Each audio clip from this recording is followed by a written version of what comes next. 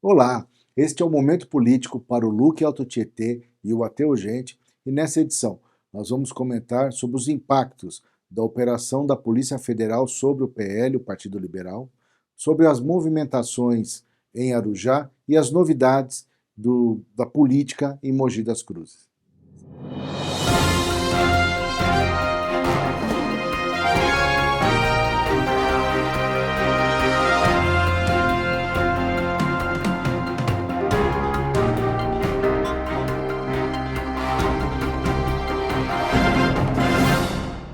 Um pouco antes do Carnaval, a Polícia Federal fez uma operação que envolveu vários membros do Partido Liberal, como o ex-presidente Bolsonaro, o próprio presidente do PL, Valdemar Costa Neto, e outros integrantes do partido. E foi uma operação muito pesada, muito forte, e com desdobramentos que a gente ainda não tem clareza, mas já começa a perceber onde pode chegar. Das consequências disso é uma possibilidade que é pequena, é verdade, mas já começa a ser falada do risco da legenda do PL ou ser extinta ou ter o acesso ao dinheiro do fundo eleitoral bloqueado.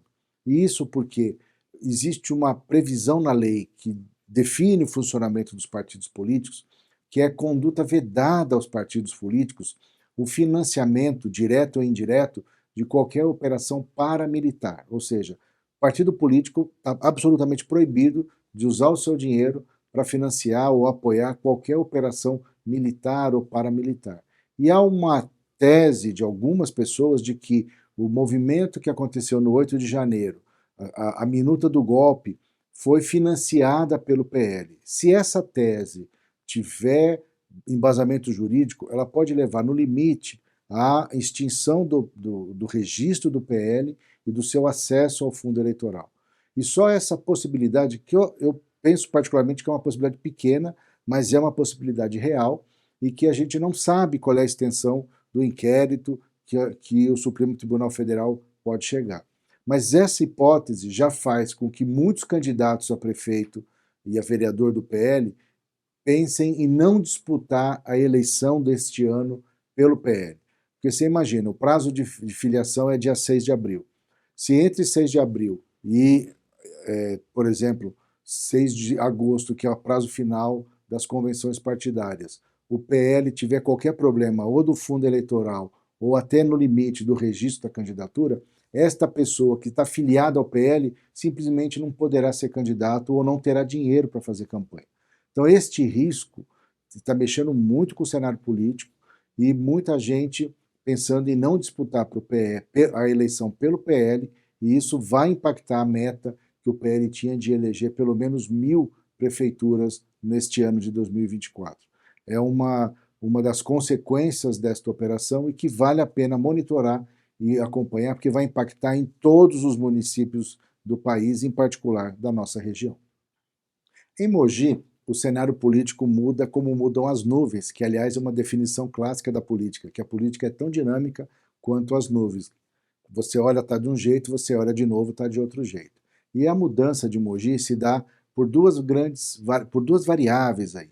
Uma das variáveis é o posicionamento do ex-prefeito Marcos Melo, que depois de ouvir um não, de que ele não seria o candidato do grupo, que a candidatura será Mara Bertaioli e Theo Cusatz, ele se movimentou e foi conversar no PSB com o Caio França e teve como resposta que sim, ele tem a legenda PSB para disputar a eleição de prefeito de Mogi das Cruzes. Um segundo fator é que já começou a operação Desmonta Partido, e o primeiro partido desmontado foi o PSDB. O PSDB saiu das mãos do vereador Pedro Comura, que recebeu o PSDB exatamente porque Marcos Melo saiu do PSDB, e como presidente do PSDB ele foi para a base do prefeito Caio Cunha, e agora o PSDB de Mogi, por uma decisão da executiva estadual, mudou o comando, sai Pedro Comura e passa a ser presidido pelo ex-vereador Cláudio Miak, e dos três vereadores do PSDB de Mogi, apenas o vereador Marcelo Braz faz parte da executiva municipal do PSDB. Ou seja, vereador Maurinho, vereador Pedro Comura, que são base do prefeito Caio Cunha, não fazem mais parte da executiva do PSDB.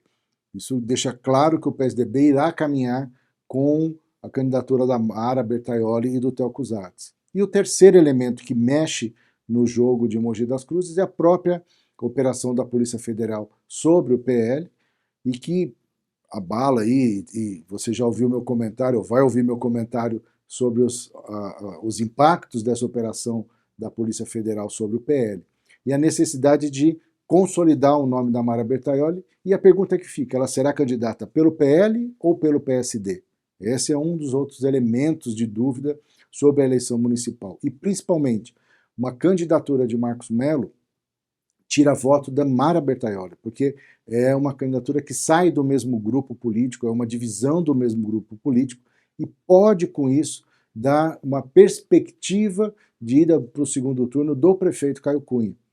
Se o mesmo grupo está dividido entre Marcos Melo e Mara Bertaioli, o prefeito tem uma chance de conseguir esse voto da centro-direita, e no outro lado o candidato Rodrigo Valverde correndo sozinho pela centro-esquerda com os seus partidos que formam o seu arco de aliança. Então, a possível candidatura do Marcos Melo mexe muito com o cenário de Mogi das Cruzes, e a operação Desmonta Partidos vai mexer muito com a candidatura do prefeito Caio Cunha, que terá que trabalhar muito para manter MDB, União Brasil, PP e Avante do seu lado para disputar a eleição desse ano. Em Poá, o meu comentário vai no caminho ao contrário do que os órgãos de imprensa da região têm dito e divulgado. Vários jornais da região têm postado, publicado, que a prefeita Márcia Bin não concorrerá à reeleição. E eu afirmo a você que, na minha opinião, é absolutamente ao contrário. Ela sim será candidata à reeleição e sim está se reforçando, buscando novas assessorias, assessoria de marketing, de comunicação, para vir candidata e vir com condições realmente de disputar e de reverter, de buscar reverter a sua rejeição e mostrar as suas obras. Novos atores virão, candidatos, o Poá terá uma quantidade muito grande de candidatos, mas, de fato, eu não tiro a prefeita Márcia Bin dos possíveis candidatos e virá com uma candidatura para tentar, de fato, disputar a reeleição, preparada e turbinada com toda uma assessoria de marketing, de comunicação, para reinventar a postura e a narrativa do governo Márcia Bin. Em Guarulhos, nós estamos vivendo um momento de forte articulação nos bastidores políticos. Nós tivemos, no final do mês passado, a surpresa para muitos, que foi a saída do ex-prefeito e ex-deputado Eloy Pietá do PT. Ele se desfiliou do PT, partido que ele ajudou a criar, que era um dos expoentes do PT. A disputa interna dele com o deputado Alencar Santana fez com que ele tomasse essa decisão inesperada e saísse do PT. Acontece que as articulações estão acontecendo e ele teve o seu caminho ao PDT bloqueado. Ele não conseguiu vencer a discussão, ele, Eloy Pietá, não vai se filiar mais ao PDT e, nesse momento, lhe restam duas alternativas. O Solidariedade, partido do deputado Paulinho da Força, e o MDB, que tem a porta aberta para a candidatura do Eloy Pietá, mas tem um grande impedimento, que é a candidatura do lado, na cidade de São Paulo, do prefeito Ricardo Nunes, indiscutivelmente um candidato que busca o apoio do bolsonarismo para a sua candidatura.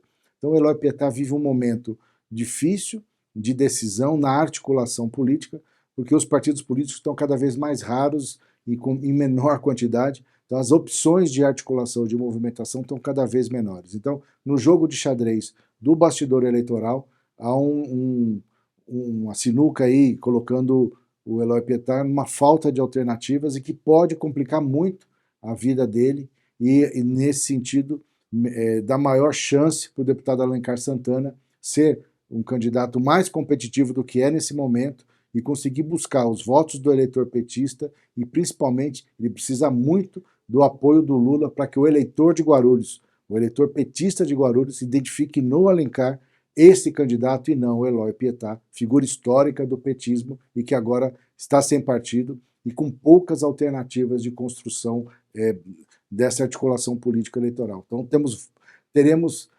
vários movimentos aí até o dia 6 de abril, quando termina o prazo de filiação partidária. Em Arujá, a Federação Brasil da Esperança, composta pelo PT, PV e PCdoB, vem se movimentando muito e pensa seriamente em lançar um nome para a candidatura a prefeito da cidade. Tem 3 alternativas aí: Márcio Batista, o ex-secretário de Meio Ambiente, Léo Godoy, e o ex-vereador Renato Caroba, que foi candidato a prefeito na eleição passada. Esses 3 nomes são 3 nomes que são cogitados e que está muito forte na articulação da Federação Brasil da Esperança para ter uma candidatura para contrapor aí ao Dr. Camargo, que será, claro, candidato à reeleição, e num cenário onde temos poucas candidaturas na cidade de Arujá, visto que o prefeito está muito bem avaliado, vem fazendo um governo, vamos dizer, redondinho, e que, apesar disso, o PT deverá ou poderá lançar um desses 3 nomes para disputar a eleição e reforçar dessa forma o seu projeto de mostrar para a cidade o que esse grupo pensa e fortalecer a eleição de pelo menos 2 vereadores na Câmara Municipal de Arujá. Ferraz de Vasconcelos é uma cidade que vive um momento muito delicado na política local. A prefeita Priscila Gambale está bem posicionada para a reeleição, mas não totalmente consolidada. E disputa com 2 grupos políticos muito fortes, pelo menos 2 grupos políticos muito fortes. Um do ex-prefeito Jorge Absalha, e outro do PSB, e outro do Dr. Rafu, do PL. E, além da disputa local, existe uma disputa regional que se cristaliza em Ferraz de Vasconcelos, que é a disputa entre o PL e o Podemos, ou entre as forças do PL, em particular o deputado federal Márcio Alvino e o deputado Rodrigo Gambale, por ocupar o espaço deixado pelo Marco Bertaioli, deputado federal do PSD, que foi alçado ao cargo de conselheiro do Tribunal de Contas do Estado de São Paulo. Então, há um contrapeso entre cidades. O Rodrigo Gambale tem a irmã prefeita, já o PL governa Suzano. Então, essa disputa regional acaba se consolidando muito em Ferraz.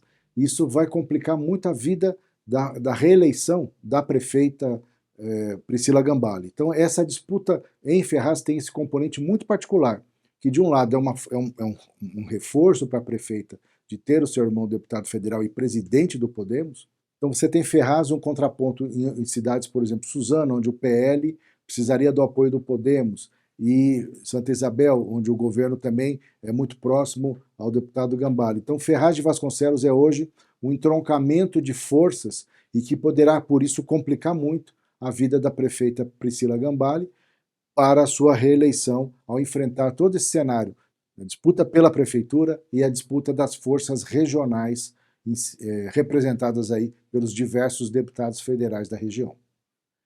Esse foi o Momento Político para o Lookout Tietê e o AT Urgente, e te convido, como sempre, a me acompanhar nas redes sociais e a comentar aqui pelo meu WhatsApp, o 9 50 20 11 43. Um grande abraço e até a próxima semana.